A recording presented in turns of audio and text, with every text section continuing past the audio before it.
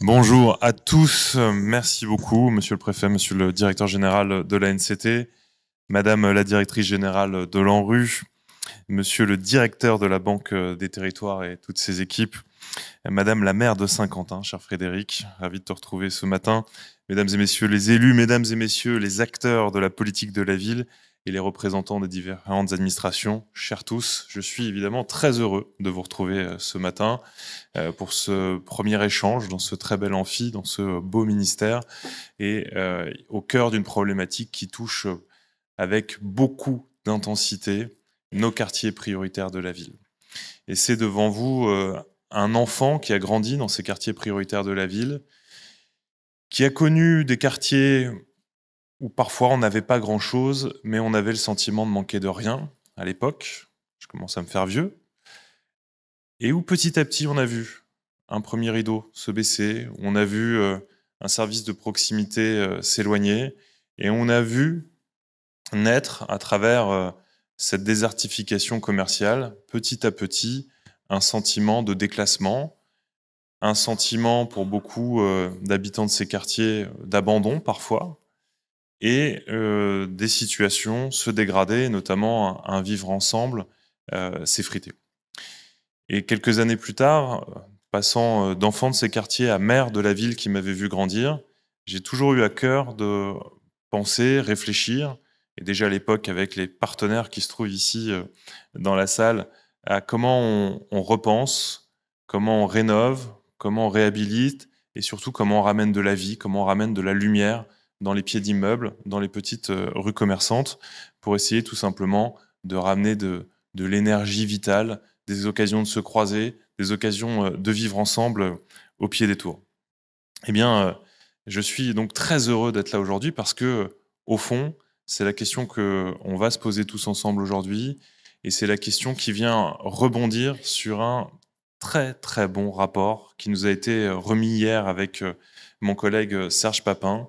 Et je voudrais vraiment saluer le travail qui a été réalisé pour nourrir un rapport qui est à la fois ambitieux, plein de très belles mesures, et en même temps un rapport, et c'est le soin que vous avez pris, Madame la maire, Monsieur le Président, de le rendre suffisamment concret pour le rendre applicable, avec deux qualités majeures par les temps qui courent, pas mal de mesures qui n'ont pas besoin de passer par la loi, ça c'est chouette, ça nous fait gagner du temps, et pas mal de mesures qui ne demandent pas d'efforts budgétaires. Extraordinaire. J'invite toutes les administrations présentes à essayer de réfléchir de la même manière.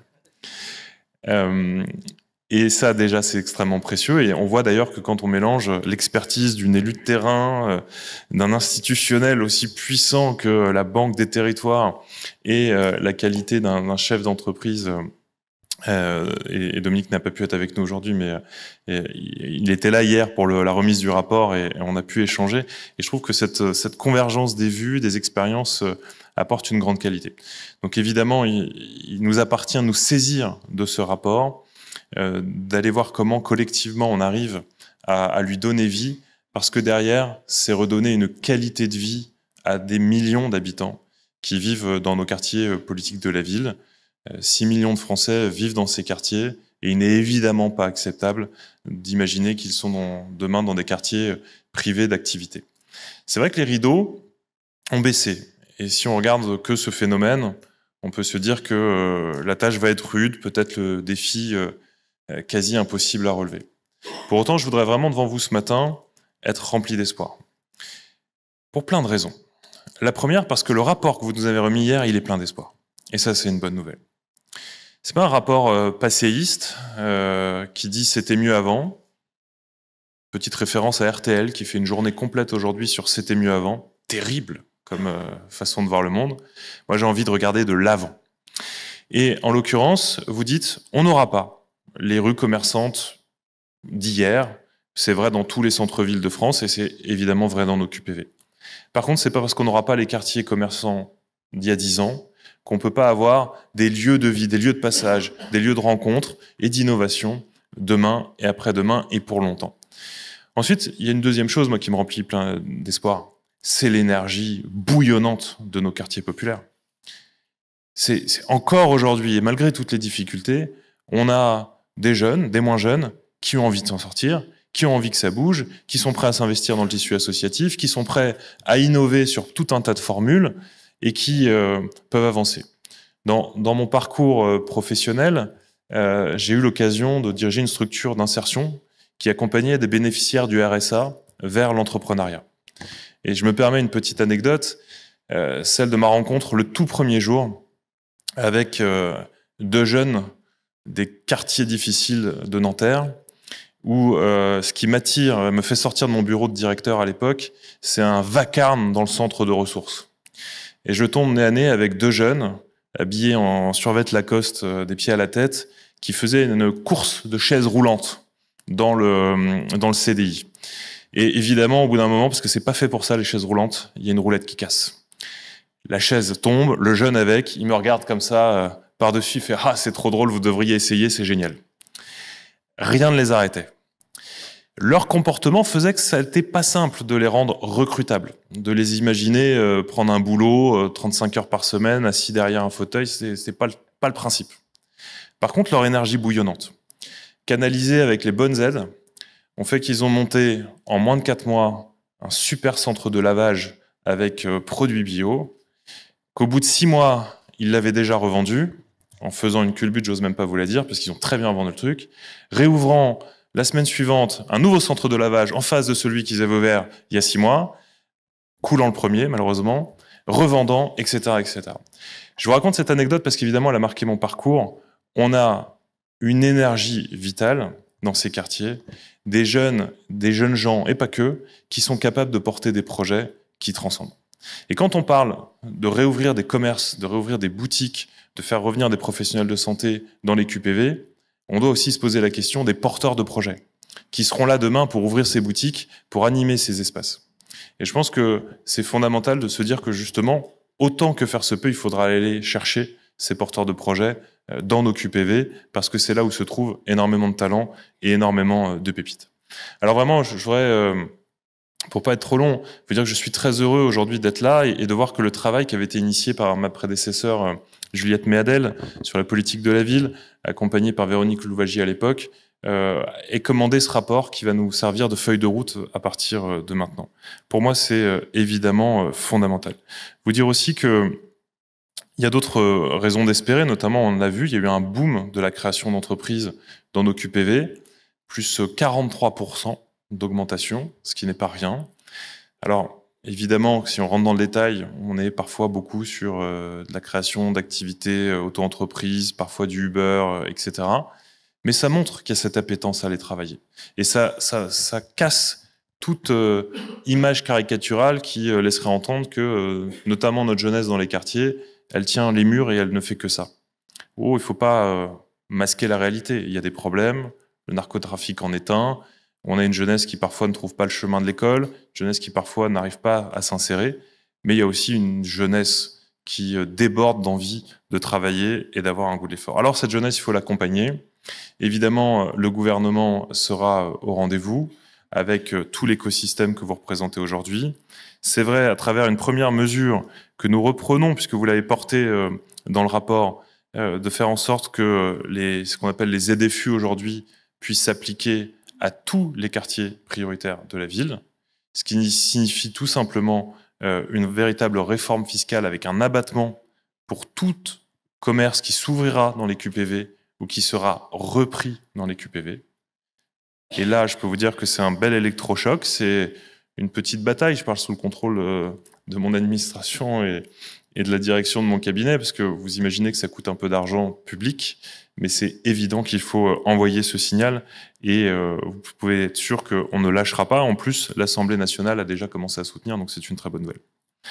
Vous dire aussi qu'évidemment, on va poursuivre des dispositifs comme Action Cœur de Ville ou Petite Ville de demain, et on va évidemment, partout où c'est possible, soutenir la revitalisation des centres-villes et des centres-bourgs, parce qu'il ne faut oublier aucun territoire de notre beau pays.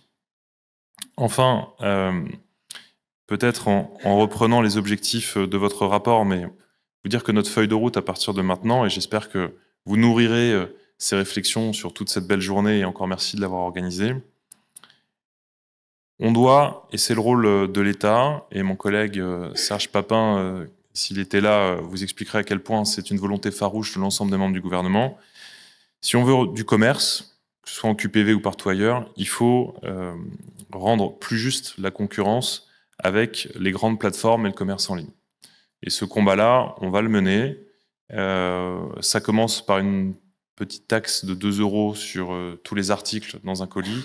Et on va continuer ce combat parce que il en va de la survie du modèle d'achat et de commerce au pied des tours. On a un défi majeur, et j'en parlerai avec mes collègues de l'Intérieur et de la Justice, c'est la lutte contre l'économie souterraine qui gangrène de trop nombreux quartiers, et d'ailleurs qui est sortie, si on parle du narcotrafic, des simples QPV. On voit bien qu'aujourd'hui, ces problématiques touchent quasiment toutes les villes et villages de France, et même les villages les plus tranquilles aujourd'hui, m'expliquait-on il y a 2 jours encore, quand vous avez plus le trafic sur place, parce qu'en réalité, il n'y a pas la zone de chalandise, eh bien en fait, vous avez de la production qui est en train d'arriver en France. On va devenir un pays producteur de cannabis, comme quoi on fait pousser de tout dans notre beau pays. Un axe qui pour moi est très très important en tant qu'ancien maire, et je salue une fois de plus la maire de Saint-Quentin, c'est de redonner plus de pouvoir aux élus locaux et particulièrement aux maires dans sa capacité à veiller à la diversité des commerces. Moi, je me suis nourri de kebab une grande partie de ma jeunesse, donc je ne vais pas dire que j'aime pas ça. Mais c'est vrai que quand dans une rue, il y en a 10 d'affilée, ça pose une problématique. Et évidemment, si le maire peut avoir, en lien avec les services de l'État, des outils pour veiller à la diversité, ça me paraît fondamental. Et de manière plus générale, qu'on crée des outils fonciers pour faire en sorte que là aussi, que ce soit les élus locaux, que ce soit les représentants d'État, on puisse avoir un pilotage fin et racheter des cellules commerciales quand c'est utile, que ce soit pour en chasser les blanchisseurs du narcotrafic ou pour aider à la réinstallation avec des loyers adaptés des commerces et des porteurs de projets de qualité. Je trouve que c'est génial. Et avant de laisser ce micro, dire aussi qu'on a un défi, je le disais un peu en introduction, mais sur l'innovation. Le commerce d'il y a 20 ans n'est pas forcément la solution. On en parlait avec les rapporteurs hier, vous avez tout un tas de formes innovantes, avec la librairie qui devient un espace de dialogue et une ressourcerie, avec la cellule commerciale qui est utilisée par des boutiques éphémères de 6 mois en 6 mois et qui permettent justement à des porteurs de projets de mettre le pied à l'étrier. Tout ça, il faut l'accompagner et pour ma part, je serai au rendez-vous. Vous dire que au-delà des mots et au-delà des discours, nous avons normalement rendez-vous avec mon collègue Serge Papin et ma collègue Françoise Gattel à Matignon très prochainement pour pouvoir évoquer toutes les pistes du rapport, qu'il en suivra une réunion interministérielle pour que le plus vite possible, nous puissions cocher toutes les cases qu'il est urgent et facile à mettre en œuvre, et pour ce qui est tout aussi urgent, mais peut-être un peu moins facile à mettre en œuvre, eh bien qu'on se mette au travail tout de suite. Et simplement vous dire que je prends très à cœur les fonctions qui sont les miennes aujourd'hui. Je suis un enfant de la République, un enfant de la promesse républicaine. Mon père était chauffeur-livreur, ma mère femme au foyer. Ils nous ont élevés, mon frère et moi, dans une barre HLM de 18 étages et de 800 logements. Et je veux vous le dire, au-delà de toutes les caricatures qui pourraient être faites, sans la politique de la ville, moi je ne serais pas devant vous aujourd'hui. Donc j'ai une immense reconnaissance pour la République. Je crains pour elle, parce que dans beaucoup d'endroits, sa promesse, la promesse républicaine, n'est pas tenue ou n'arrive plus à être tenue comme elle le devrait. Et donc la tâche qui nous attend, elle est immense, immense. Et pour autant, il faut évidemment pas désespérer, et surtout, il ne faut pas baisser les yeux devant toutes les critiques que nous pouvons entendre. Et moi qui étais député jusqu'il y a encore quelques semaines, j'ai entendu des critiques folles, et étonnamment d'ailleurs des deux côtés de l'hémicycle, avec aux deux extrêmes des formations soit qui condamnent purement et simplement le concept même de la politique de la ville, considérant qu'on a mis beaucoup trop d'argent dans ces quartiers où, qui élèvent des délinquants, a-t-on entendu. Et puis de l'autre, je dois vous dire mon étonnement et une forme de blessure quand je vois dans un grand journal, pourtant, l'Humanité, que je vous avouerai ne pas lire tous les jours, mais quand il parle de politique de la ville, je regarde, et quand un grand journal comme l'Humanité dit « politique de la ville, 20 ans de trahison », eh bien je pense qu'ils ont perdu leur boussole, et je pense qu'ils font beaucoup de mal à ce que nous tous, nous sommes amenés à faire. Et je vous le dis parce que aujourd'hui, défendre la politique de la ville, c'est pas uniquement la défendre budgétairement dans les arbitrages avec Bercy, c'est aussi faire la pédagogie à tous nos concitoyens de l'utilité. J'en terminais par cette métaphore. Si on regarde l'état de nos quartiers et toutes les difficultés sociales qui s'y regroupent, alors on pourrait se dire, bah dis donc, la photographie, elle n'a pas énormément changé en 20 ans. Il y a toujours beaucoup de difficultés sociales. Mais moi, je considère qu'on ne peut pas regarder la politique de la ville avec des photos. On a l'obligation de la regarder en vidéo. C'est-à-dire qui y rentre, qui y grandit, qui en ressort avec énormément de success story, avec énormément de parcours qu'il faut mettre en avant. Et puis effectivement, quand les personnes ont réussi, sont sorties, sont ailleurs, on redonne le logement, la place à des familles qui sont en difficulté parce que justement, elles ont besoin d'être accompagnées. Et je me permets cette métaphore, c'est de la comparaison avec l'hôpital. Nos quartiers ne sont pas malades et les habitants qui y sont dedans ne sont pas des malades, bien sûr. Mais si vous dites au ministre de la Santé, dis donc, on a pris en photo là, le nombre de malades dans les hôpitaux en France aujourd'hui et il y a 20 ans, il y a toujours autant de malades. Vous n'êtes pas capable de les soigner ou quoi? Vous voyez, si on est en photo, ça ne marche pas. Par contre, si on est en vidéo, on voit qu'il y a des malades qui rentrent à l'hôpital, qui sont guéris, qui en sortent et qui ont une autre vie et un autre parcours. Eh bien, je pense que là aussi, on a ce défi devant nous de faire la pédagogie de ce qui se passe dans ces quartiers et comment on accompagne des Français et des Françaises, des familles françaises à réussir à s'en sortir et au fond, comment on donne collectivement corps à la promesse républicaine. C'est ce que je voulais partager avec vous ce matin. Je vous souhaite une bonne journée, un bon travail et hâte de mettre tout ça en œuvre avec vous. Merci infiniment. Merci beaucoup. Merci, Monsieur le Ministre.